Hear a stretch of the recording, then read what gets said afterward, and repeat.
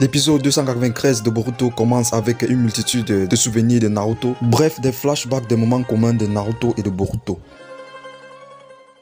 De retour maintenant à la réalité, on voit clairement que Boruto il est mort. Le gars il est vraiment mort, ça c'est pas une blague les gars. Et on a Naruto qui tient le cadavre de son fils. De l'autre côté, on a Code qui n'arrive vraiment pas à croire que Kawaki il a vraiment tué Boruto. Et vu que Boruto il est mort maintenant, Eida va clairement faire comprendre à Code qu'il ne doit pas utiliser Kawaki à la place de Boruto comme sacrifice pour Jubi. Bon, Kawaki il avance vers Code et Code lui dit clairement que s'il fait un pas de plus, il cranche la gorge de Shikamaru. Et Kawaki va clairement lui faire comprendre qu'il n'en a rien à foutre de Shikamaru. De ce fait, Code n'a plus vraiment le choix, il va tenter de fuir. Sauf que Kawaki il n'est pas d'accord, il va donc rapetisser les marques des griffes de Code pour que celui-ci ne puisse pas s'enfuir. Et Kawaki va faire comprendre à Code qu'il veut seulement éliminer tout ce qui menace Naruto. Bref, Kawaki, le gars il est prêt à tout pour protéger Naruto en fait. Et c'est d'ailleurs pour ça qu'il a tué Boruto. Bref, le combat commence entre Code et Kawaki et on voit clairement que Kawaki il a le dessus sur Code. On voit clairement que dans ce combat, Kawaki il est bien plus puissant que Code. Et vu que Code n'a pas encore récupéré la totalité de sa force, le gars il ne peut pas encore rivaliser contre Kawaki en fait. De l'autre côté, on a Naruto, le gars il n'arrive toujours pas à comprendre ce qui vient de se passer là. Et Shikamaru tente de le réconforter comme il peut, mais bon, ça ne marche vraiment pas. Il tente de faire comprendre à Naruto que voilà, c'est Boruto qui a choisi cette solution là. Bref, Shikamaru veut que Naruto aide Kawaki à éliminer Code. Sauf que pour l'instant, Kawaki n'a vraiment pas besoin d'aide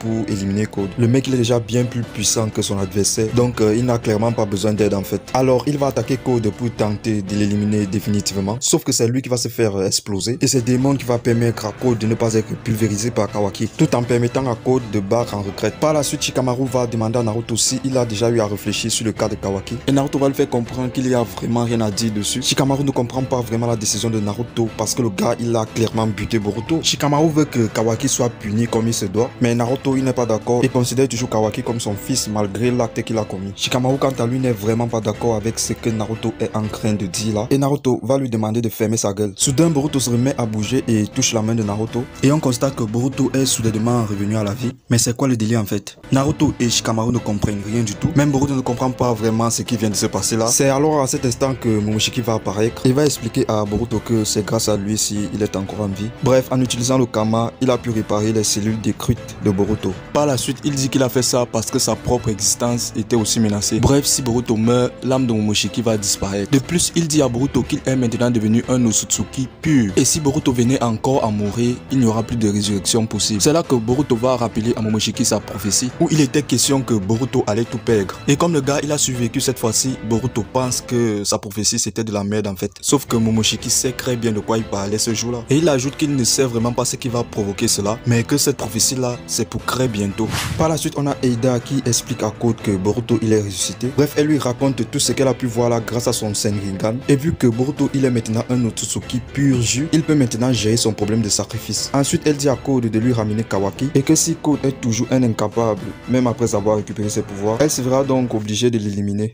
Par la suite, on a Kawaki qui vient de se réveiller à l'hosto et le gars ne comprend pas pourquoi il est à Konoha. Il a tué Boruto, donc normalement il ne devrait pas être à Konoha actuellement. Ou alors il devrait être dans une prison ou un truc comme ça, je sais pas. Et c'est là où Sumire va le choquer en lui disant que Boruto il est vivant. Et le mec ne comprend pas ce qui s'est passé. Le gars il est déçu en fait. Le gars aurait vraiment voulu que Boruto soit mort, enfin que Momoshiki soit mort. Le gars il est complètement déterminé à éliminer tout ce qui représente une menace pour Naruto.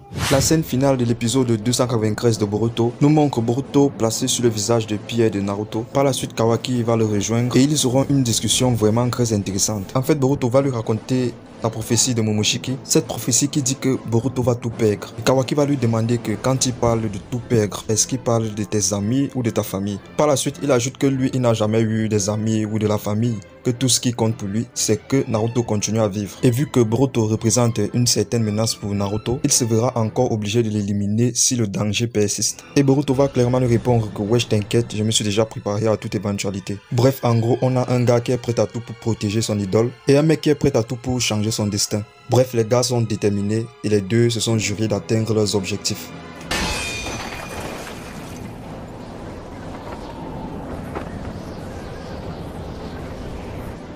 L'ère des grands ninjas est définitivement révolue.